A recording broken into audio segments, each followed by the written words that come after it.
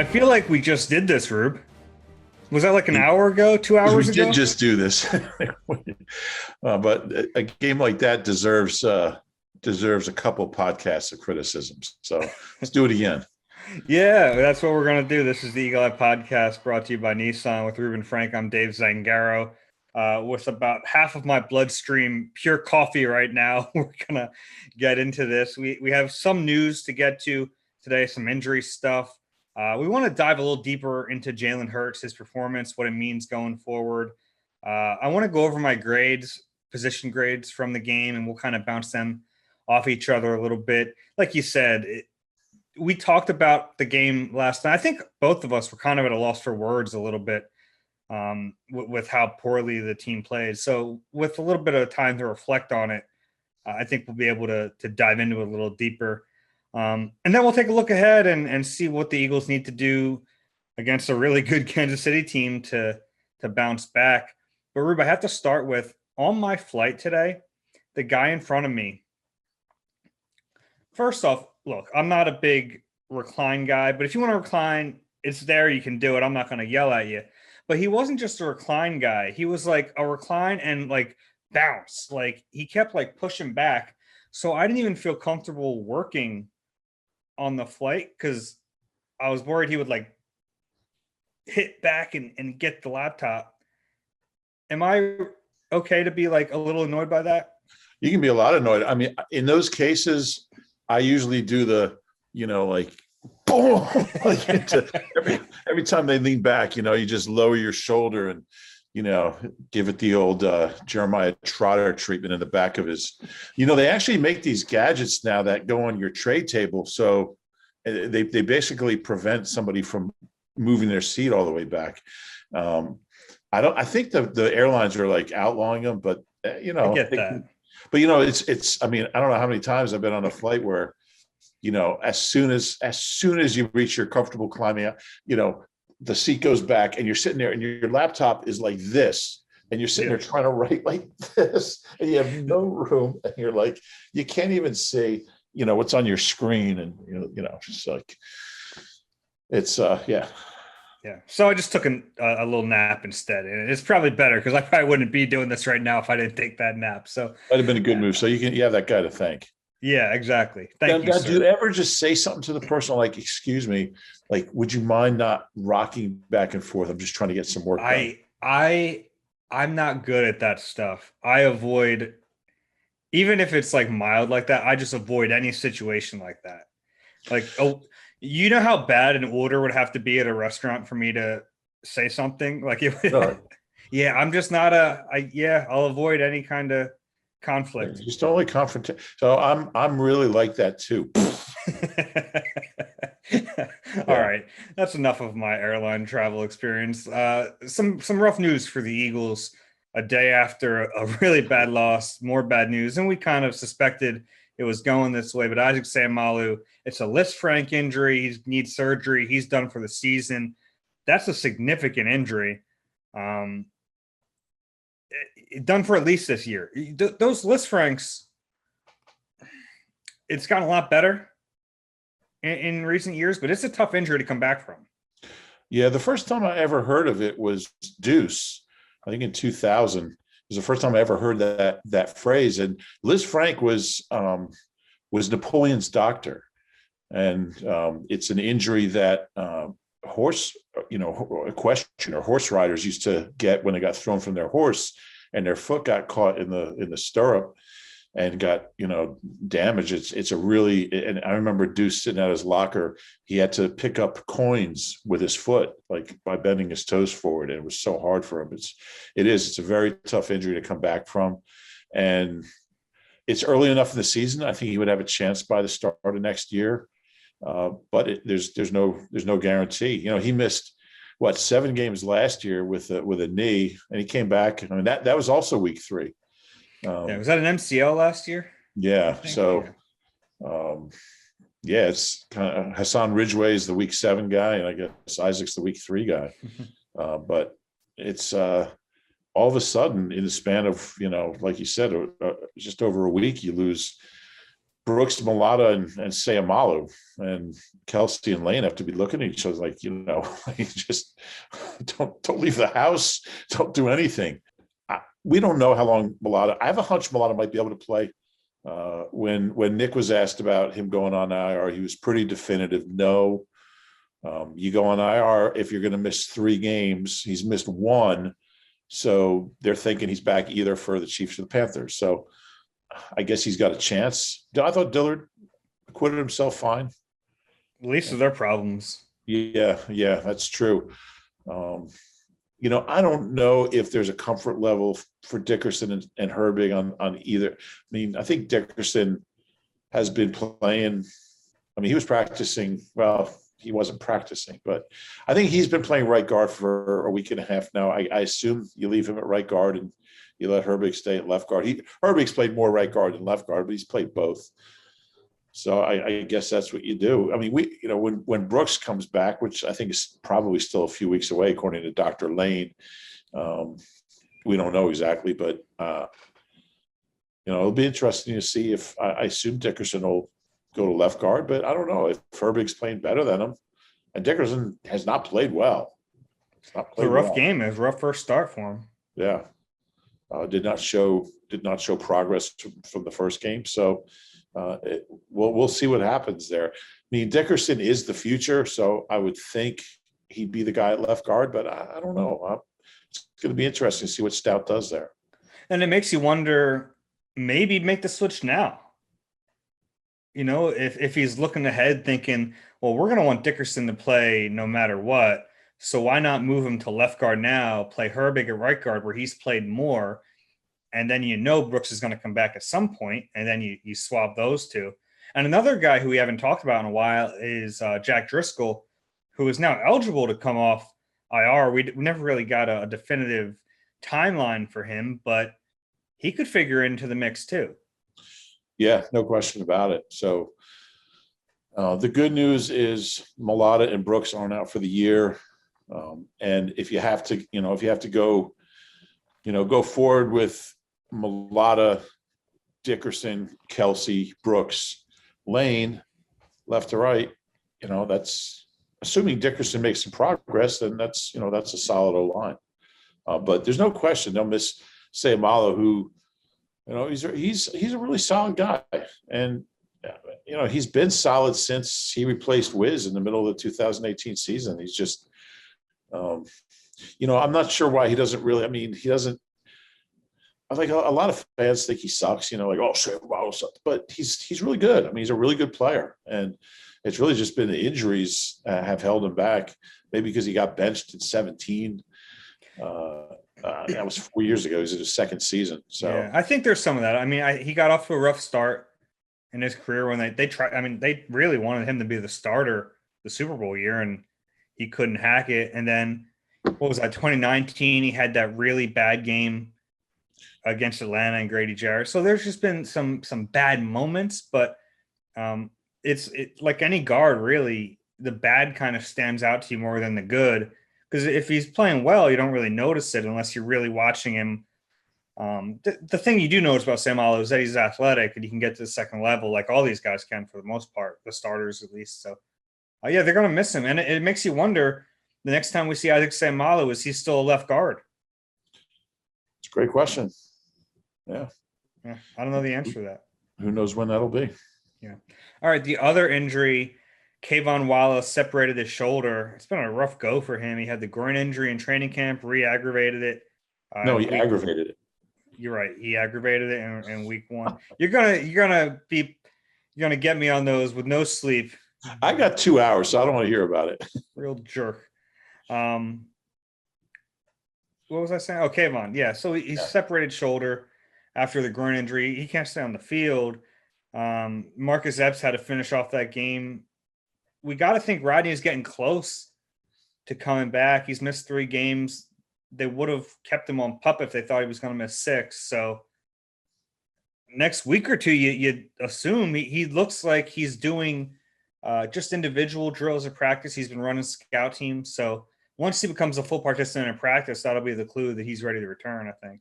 Yeah, I mean, a lot of times you get 1 week as a full participant and then don't play, and it's the next game you play. So we'll see. Right now, the only healthy safeties they have are Epps and Anthony Harris. Um, they've got Elijah Riley on the practice squad, who's really a special teamer. I'm not sure, I don't know how much you want to play him at safety.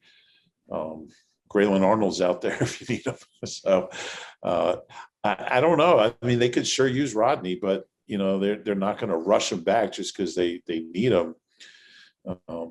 But yeah, I mean, he hasn't been a full participant in a practice yet. So I asked Nick about Rodney the other day. I think it was Friday, if he had a setback. Because Rodney's plan was be back for opening day, and we're going into week 4 now.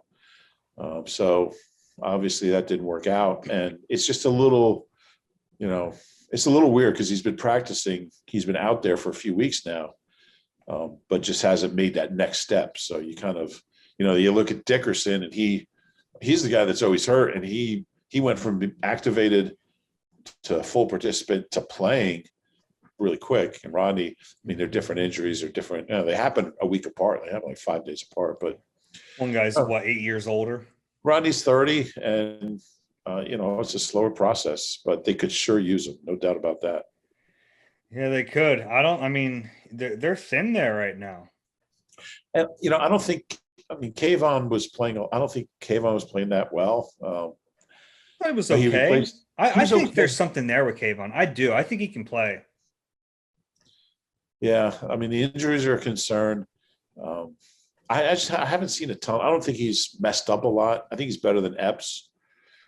Epps started the opener, then had a concussion, and K'Von came in, and K'Von started the last 2 games. I don't know. I mean, it's concerning how he got hurt. I mean, he just got hurt on a routine-looking play, and Zeke just. I mean, it's not easy to bring down Zeke, and if he hits your shoulder the right way. Yeah, but I mean, it wasn't like, I mean, we'll see. He's got to stay healthy to ever get where you hope he could be.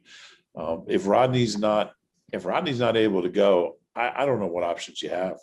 I guess Elijah Riley's going to have to play. Yeah, he'll have to be up, whether it's an elevation or they promote him. They'll have to do it. Yeah. All right, we wanted to talk about Jalen Hurts. And it makes you wonder. Excuse me, Dave. I'm sorry. Andrew Adams, I still don't get cutting him.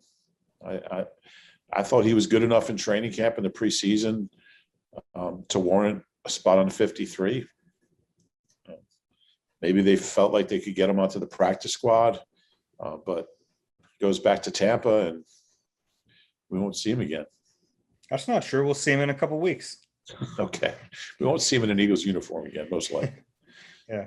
All right. Let's talk about Jalen Hurts, because we talked about him last night, but I think we all understand the situation with this season. The biggest question we need answered isn't about wins or losses. It's not even about Nick Sirianni. It's about Jalen Hurts and whether or not he can be the guy, right? And the last 2 weeks have been tough to watch if you're thinking he can be, and it's not just that he struggled, but it's that he struggled with the things there were fears about, right? He's struggled with, and I always go back to this, throwing with anticipation. That's something he hasn't done consistently since we've seen him, and I think that was kind of the book on him in college. He needs to be a better thrower.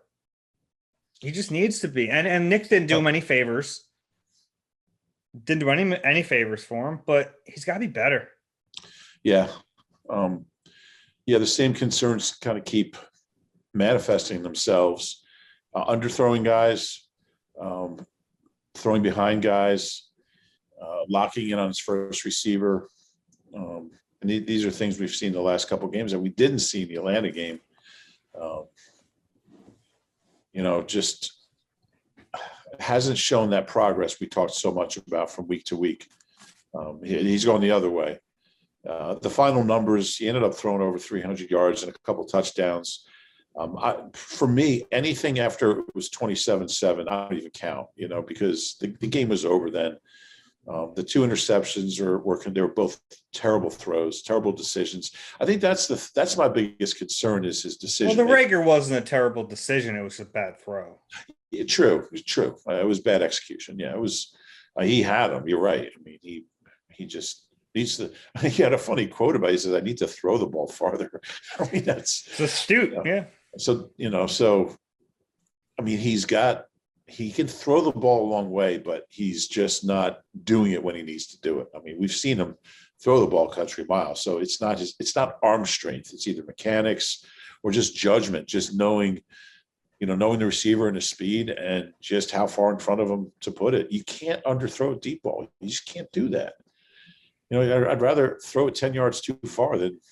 Absolutely, especially with the speed they have on this team. You overthrow Quez Watkins or you overthrow Jalen Reagor, so be it. But I'll take that chance if you overthrow him because those guys have a chance to catch up to it. Yeah. Yeah. So those are all concerns. Now, look, he started 7 games in his career, 3 games under this coach. And like you said, Nick's play calling, like, I don't even know how you evaluate a quarterback when you're looking at a 55-3 or 50-3 pass run ratio, or whatever it was. I think it was 50-3. I mean, how do you even evaluate anybody? It's such absurd play calling. But yeah, it doesn't absolve Jalen Hurts. And we keep saying it's 3 starts, it's early.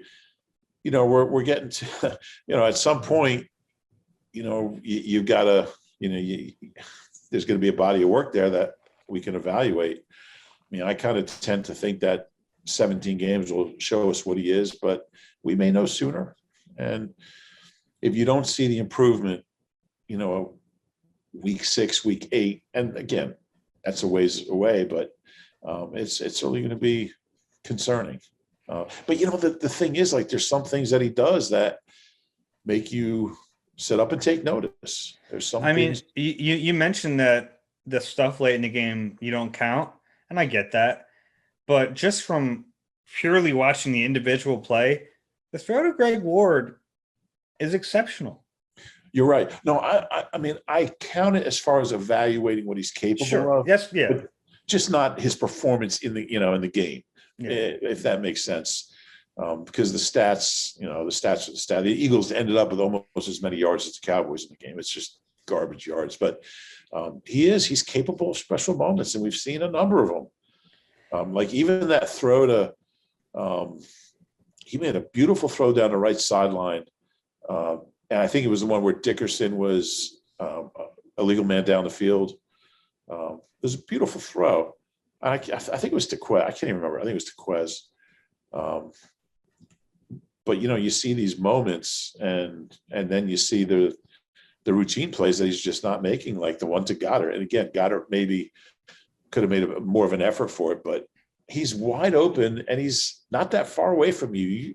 That's a layup for NFL quarterback. You can't miss that. No layups. Doug would tell you there's no layups. You just can't miss that throw. So those are the plays that are concerning. The throw behind Devontae, like they're throws you have to make.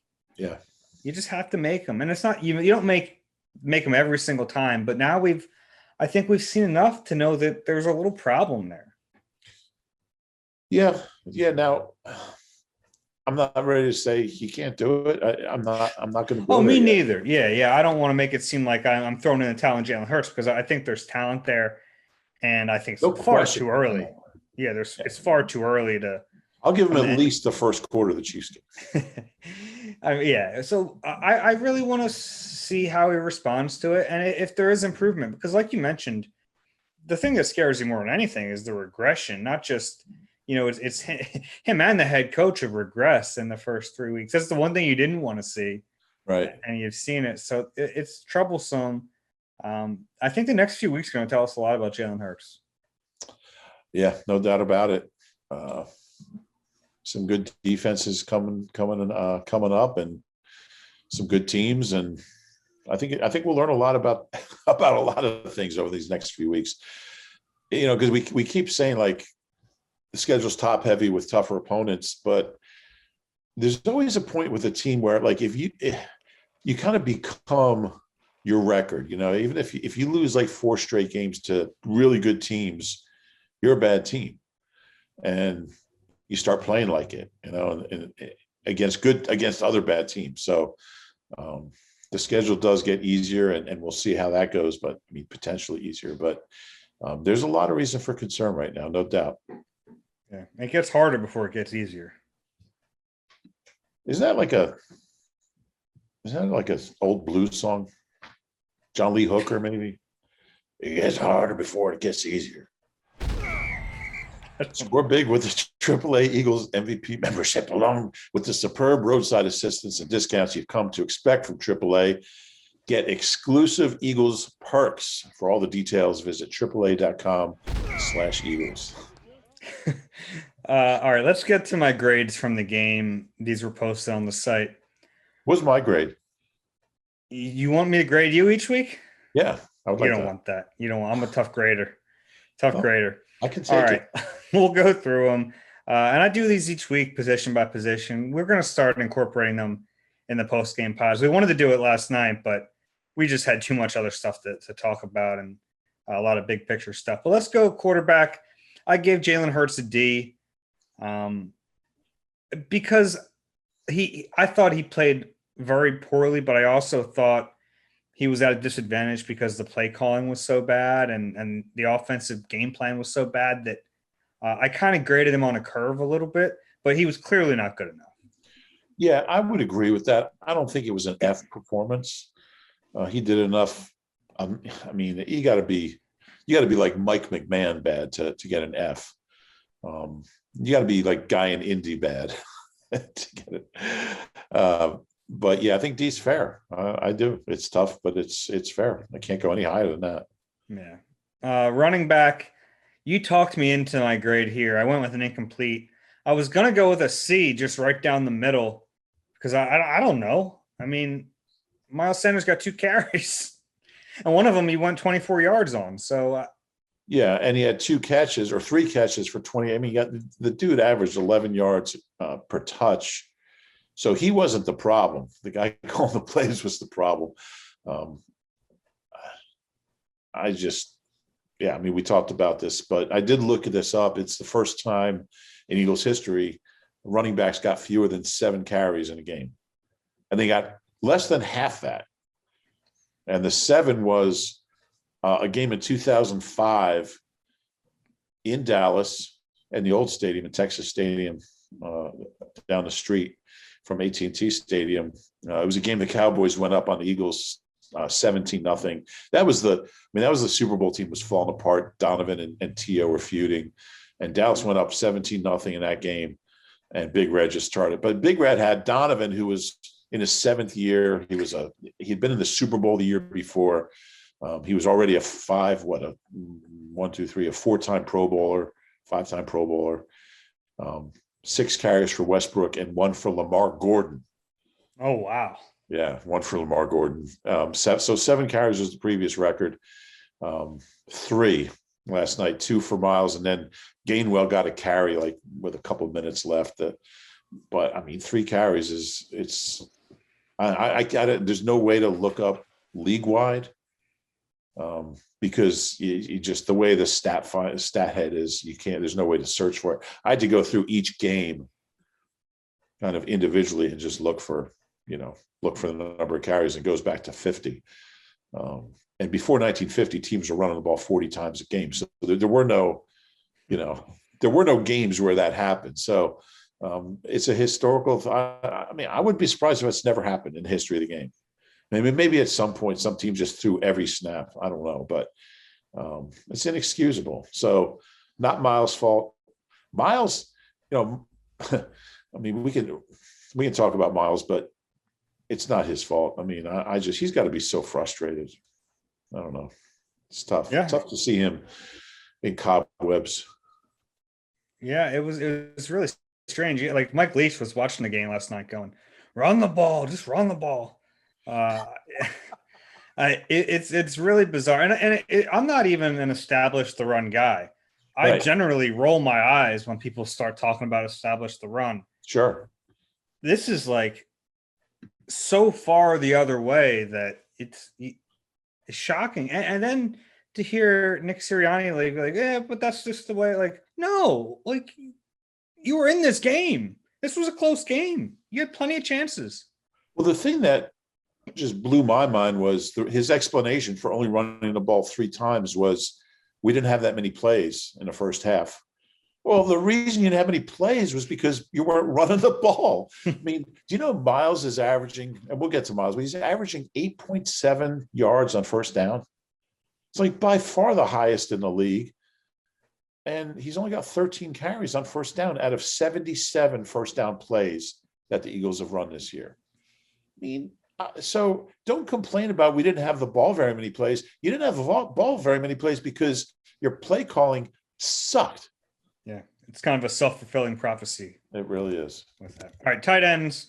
Best grade, actually. A B- for the tight ends. I talked you up from a C+. Yeah, I was just you did. I was graded pretty tough in the middle of the night last night. But no, I mean they had some production. Goddard had a couple big catches. Ertz had his best game of the year. Couple years. Yeah, it's true. And it wasn't even that great of a game before for 53 and a touchdown. It seemed like that was part of the game plan, was to get the tight ends involved, and they did. So decent production from them. They're going to need that going forward too. Was it their first offensive snap? Was this big play to Goddard? It might have been their longest play of the game. But yeah, I think the tight ends are least of their problems. They were fine. Wide receivers, I went with a D. Look, Quez Watkins had that great catch. It was a spectacular catch, but overall, they're not getting enough production. They're really not. Yeah, Devontae, back-to-back games with, I think, 16 and 28 yards. Are you starting to, I don't want to say worry, but are you starting to raise an eyebrow a little bit? I need to see more. Yeah. And especially after that debut, 6 for 71 in Atlanta. Had the touchdown. There's something I'd like to see him be more assertive, kind of just assert himself on the field more. He seems just a little passive sometimes. I think he's tough. I don't think he's soft. I'm not saying that. I just think he's got to maybe play a little more aggressive, a little more assertive. Yeah, just he is tough. There was that one play. I was shocked he got right back up. Yeah. I mean, it was a tough shot he took down the field, and he popped right back up. Yeah, and he can't fall down. You just can't do that. I think that would have been a pick anyway, but just don't fall down. And yeah, I mean, not that I'm saying that's okay. Don't fall down. Yeah, I mean, he didn't try to fall down. I understand. I'm not saying he did it intentionally, but I mean, why did it happen? I don't know if focus is an issue. I don't know what it is. It's hard to tell just because play calling so bad. Jalen has not been good. It's really hard to kind of figure out exactly where the breakdowns are. But I just don't like what I've seen from Devontae the last couple of weeks as far as just the way he's played. I need to see more. That's fair. They're targeting him quite a bit. I think he has 21 targets through 3 games. So they're making an effort to get him involved, and some of that's on Hurts not hitting him, and some of it's on Devontae. So you're right. They need more from him because he has to be their best receiver. And he's not. Quez is their best receiver. And that shouldn't be the case. Yeah, 6th-round pick. I mean, it's interesting how this pattern of the Eagles taking guy early and late, and the late round guy being better. I'm not saying he's better, but it's kind of it pops up here and there. Yeah, all those GMs they have in the building. Maybe they should draft the first rounders and how we take the late rounders. They got like 10 play callers, 10 GMs. Yeah. Hand off the baton. Offensive line, I gave him a track reference, by the way. That was well done, and I know you love your track and field. I didn't even mean to do it. It came out. Offensive line, I gave him a D. Fair. It wasn't good. It wasn't good. There were penalties, and Dickerson didn't play well. Andre Dillard was okay. Seumalo was okay before he got hurt. Kelsey's Kelsey. Lane's Lane, but it wasn't a good enough performance, and all these things work hand in hand. But Jalen Hurts was escaping the pocket because he didn't trust the line. And some of that's on Hurts for not trusting the line, but some of it's on the line for not giving him a reason to trust them. Yeah, I agree with that. And yeah, I mean, I think D's a little tough, but I'm kind of going back and forth between C- and D plus. How many times was Hurts sacked? Times? Twice. Yeah, and again, it's so hard. You have a rookie making his first start at right guard. You have a backup left guard, backup left tackle, and you have a coach who won't run the ball, just refuses to run the ball with a young quarterback and a beat up offensive line. And again, it comes back to the play caller just not giving that unit a chance. How do you block? How do you pass block when you're throwing the ball 90? I think it was 94% of the time. 94% of the time. That ought to be impossible. I can't believe I'm even saying that. 94% of the time. So I think part of it is that. But yeah, they got pushed around a little bit. Yeah. The next one was the toughest one as we flipped the defense, the defensive line. I gave them a D, which was tough because they did score points in this game. So how do you give them a D? It was because they just got gashed in the run, and they really missed Brandon Graham in this game. Yep. He's their best edge run defender, and without him, they were exposed a little bit. Yeah, no doubt about it. And he's really underrated run stopper, BG. For an undersized guy, his effort and production against the run is tremendous. Really, for me, that's what puts him over the top, being just a really great player. We know he can rush the passer, but to be his size and be that forceful a run defender, that's a unique thing. And they miss that so much. I expect more from this front, even without BG. It was kind of surprising to see them gashed like they were. And it's popped up like the first couple drives in Atlanta. There was a stretch in the 49ers game where they were doing whatever they wanted, running the ball. And it's funny because there's always, like, when I tweet about Miles not having, or the pass run ratio, or Miles not having enough carries, there's always people who are like, oh, this is the modern NFL. You don't win by running the ball. What did the Cowboys do yesterday? How did they win that game? They controlled the line of scrimmage because Kellen Moore kept their offense balanced and unpredictable, and it put a lot of pressure on the Eagles. And I'm not saying run it 50 times, but even if you run it 30 or 35% of the time, you're doing enough to keep defenses guessing. Do you know the average NFL game today has 54 running plays? 54 running plays. So it's not like the run is an obsolete play in the NFL in the modern game.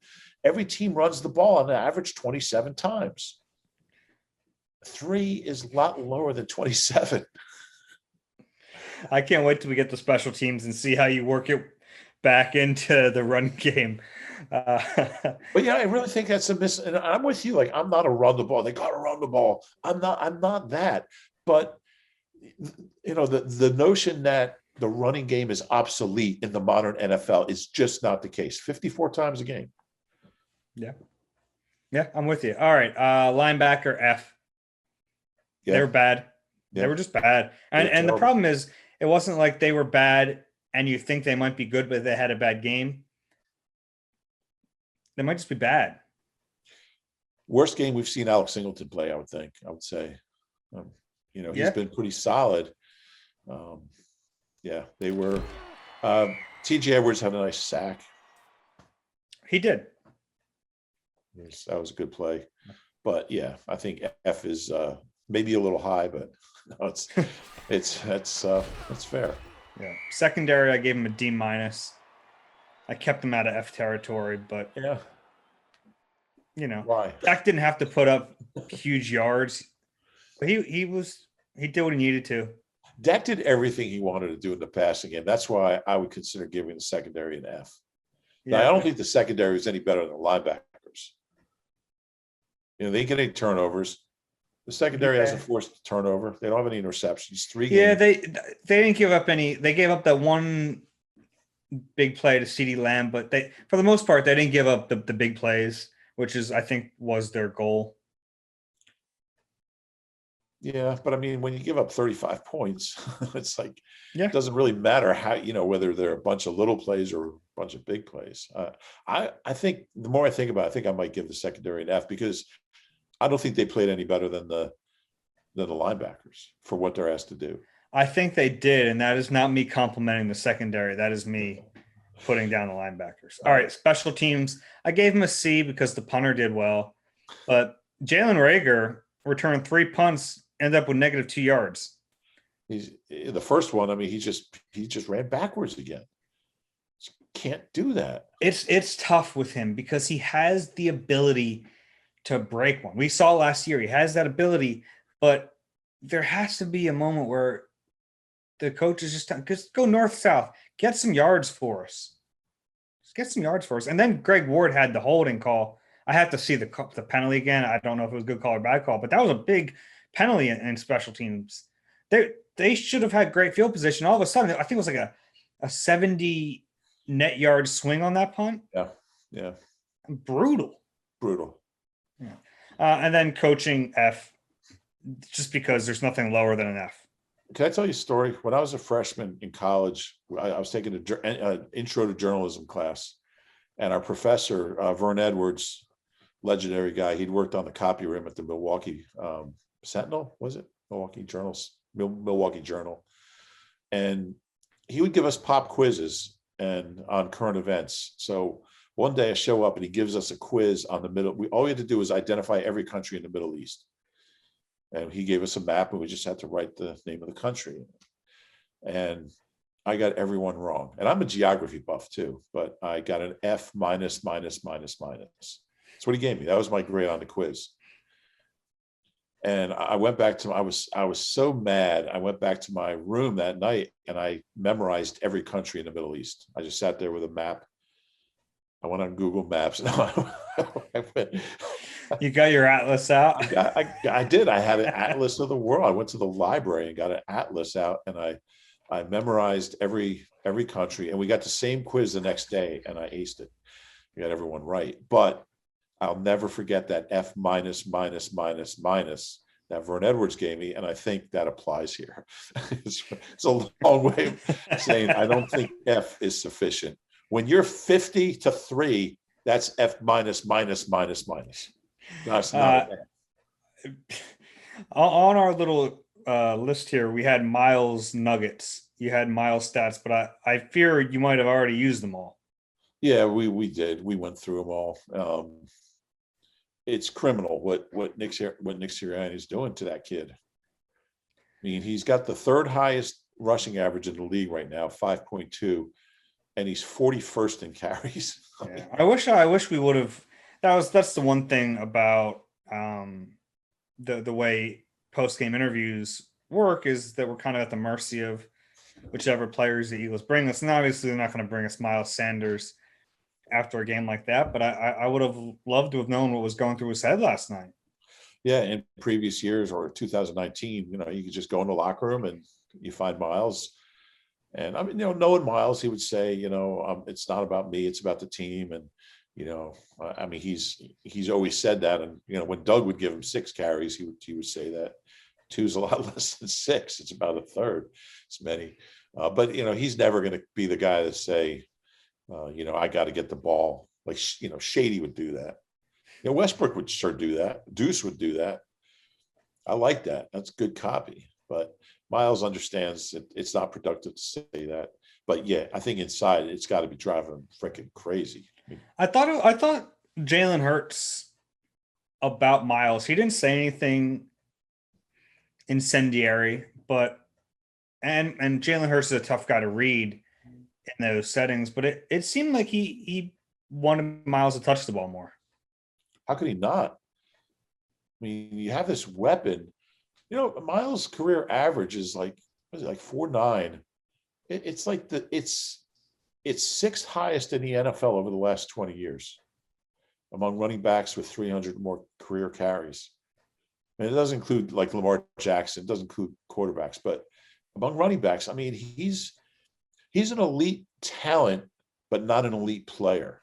just because he's never gotten that opportunity to be that.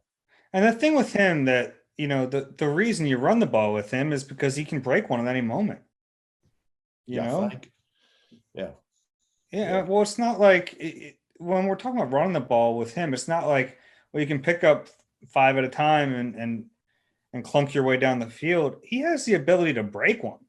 But also those 5 are pretty good too. To get 5. I mean, to get 5 on first down and have a 2nd and 5. You think Jalen Hurts would rather have that than a 2nd and 10?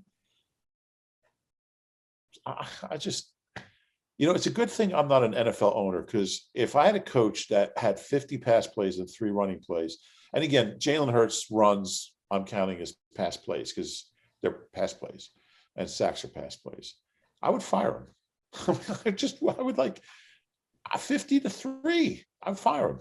That's why I can't be an owner, among other reasons. I'm a couple billion short, but the main reason is because I would just fire everybody after a game like that. I'd fire the ticket manager, the accounting department. I would just go through the NovaCare and I'd be like, "Yeah, what do you do around here?" Like, I'm preparing tax returns for, I'm doing tax time. You're out of here. Get out of here. What do you do? Excuse me. Who are you? Oh, I'm Nick Sirianni. You're fired. You didn't know who Nick was in that scenario? Right. I guess that would be accurate. At Nissan, we just made your choice for a new car an easier one than ever with our most exciting and fuel-efficient lineup. The choice is yours. Get great offers across our full line. Shop your local Nissan store today at nissanusa.com. Rube, so it's a tough stretch here. I don't know if anyone really expects the Eagles to beat some of the teams that are coming up on their schedule, and that starts with the Chiefs on Sunday. So aside from a win, which would be great for them, what would you want to see in this game that would at least make you think the Eagles are headed in the right direction?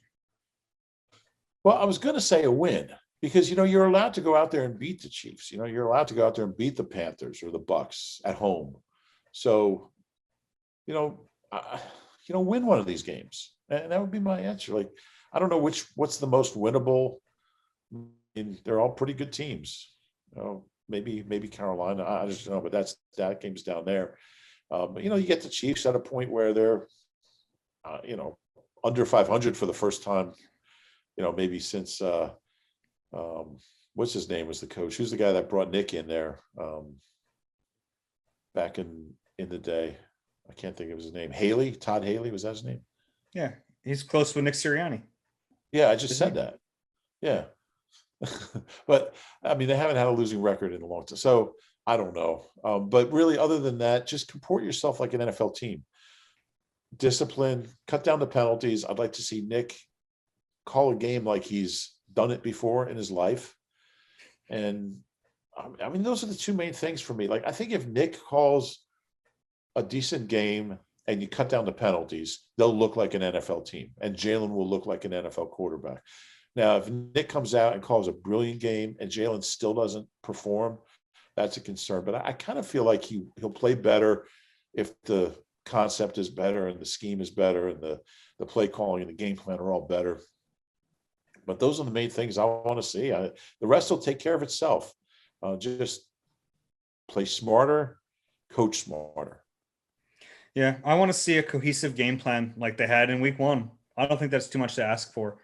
And I kind of agree with you. I think that if that happens, Jalen will be better, but I want to see it from him too. I just, you want to see some growth and certainly not regression. You want to see him make the throws he has to make to prove that he can be a quarterback in this league. He didn't make those throws in the last game. So you need to see, he needs to look like he belongs. He didn't look like he belonged on Monday Night Football.